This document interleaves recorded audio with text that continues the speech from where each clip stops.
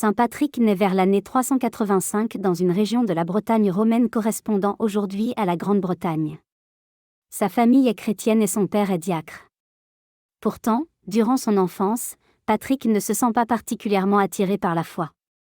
Tout change lorsqu'il a environ 16 ans.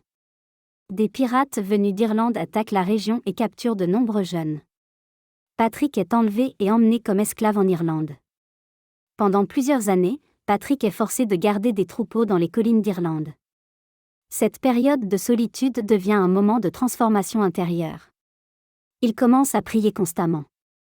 Dans ses écrits, Patrick raconte qu'il priait des centaines de fois par jour.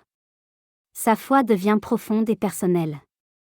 Il ressent la présence de Dieu dans la nature et dans le silence des montagnes.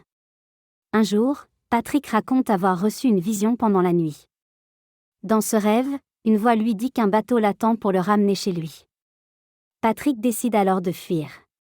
Après un long voyage à pied à travers l'Irlande, il parvient à rejoindre la côte où il trouve un navire prêt à partir. Après de nombreuses difficultés, Patrick réussit finalement à rentrer chez sa famille. Mais son cœur n'est plus le même. Il sait désormais que Dieu a un plan pour sa vie. Plus tard, Patrick reçoit une autre vision. Dans ce rêve, il voit les habitants d'Irlande lui demander de revenir pour leur annoncer l'Évangile. Patrick décide alors de devenir prêtre, puis évêque.